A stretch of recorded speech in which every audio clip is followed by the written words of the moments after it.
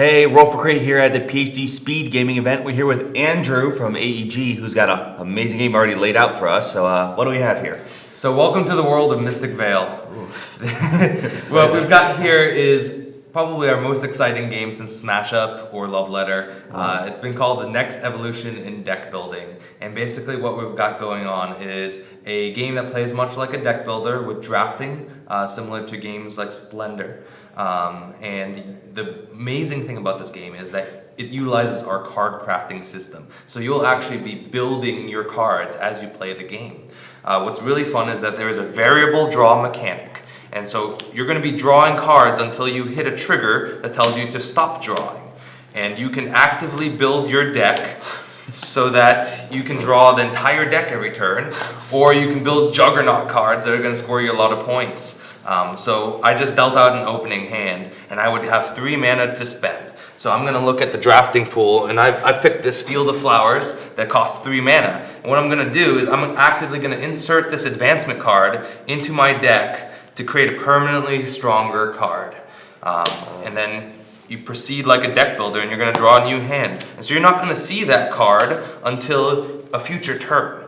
And so the strength of this game is you're trying to actively push through your deck as fast as possible to gain more resources. Now there's multiple different strategies. If you notice, there's also these beautiful Veil cards here at the bottom of the board. And what we're doing with the Veil cards is they're kind of like Lords in some of the other games, where you're going to earn them with a different currency that you earn through purchasing the advancement cards. And these are full art permanents that are going to go in front of you when you earn them and give you either points or abilities for the rest of the game.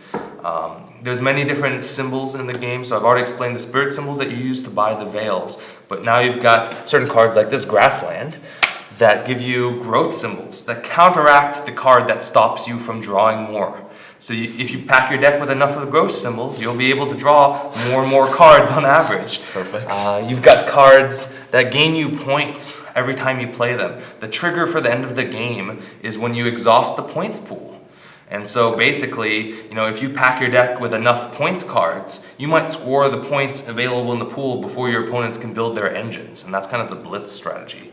And then there's also cards like the Feral Chieftain that have the Guardian symbol on them.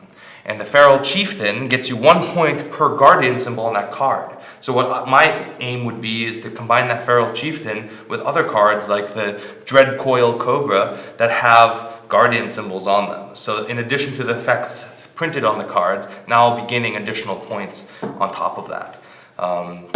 This is an amazing game. We're pushing it in every store available. We've got some great retailer promotions that you can look forward to at your local retailer.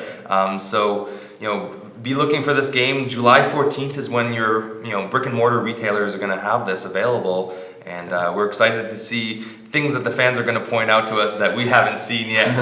So. Yeah, no, I mean, this is amazing to actually take advantage of, something in a sleeve. No, it's a really to really show mechanic. And that's the main difference from games like Hecatomb and Bloom that you've already seen with this sort of clear card overlaying mechanic, but you now treat it as a single unit so you can shuffle it into a deck. No, that's pretty awesome. We would play a lot of deck building games, so anytime something comes out with a twist on the genre, it's always exciting. It seems like this is a really And so a little sneak peek is, I've been behind the curtain. I've seen some of what we're doing. We've got an expansion slated for, the final quarter of the year already. We've got more coming beyond that. So, the base game is going to give you the introductory course in Mystic Vale. You're going to learn how to craft your cards. You're going to learn some basic strategies. And then every expansion is going to offer you more and more content so you can start curating decks, getting a different experience, building cooler combos. We're even looking at adding interaction into the game.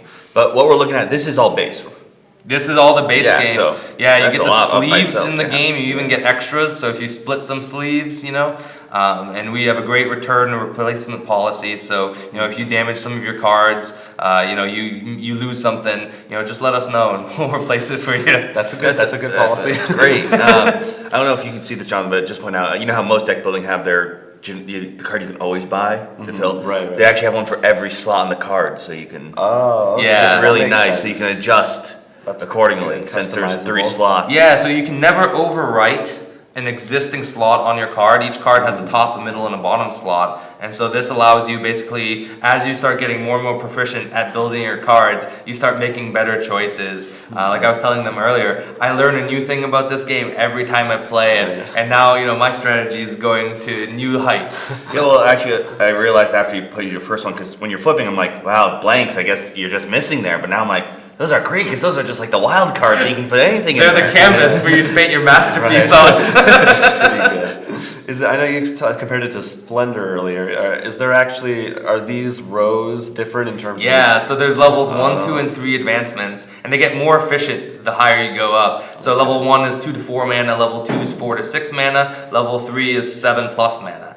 And so the level 3 is where you start getting the really interesting cards, cards that say you get 1 mana or 1 point per, a certain number of cards in your hand. So if you can play a 20 card hand, you can earn 10 points off of one of those cards, or 20 mana off of one of them, right? It gets really intense. And actually, for demo games, I tend to run with the full level 1 deck, but in a standard game, you actually use about half the level 1 advancements. So you're not guaranteed that all of the cards you expect will be there. And that gets a really different experience too. It pushes players to go for the higher level cards faster. No, I think that's a great idea, because I can think plenty of times of just trying to get the small things to quickly, but and then taking half out as well, then you'd be like, all right, this game I'm going to use the Elven Warrior, whatever's in there, and I'll be good. And then like, oh, it's not there. Oh no. Yeah.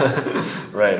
Switch things up a lot. Well, it sounds great. You said July it'll be available. July 14th at your friendly local game store. Yeah. Awesome. And thanks so much for joining us. Yeah, it's been a pleasure. Thank you. Crit here at PhD's Speed Gaming.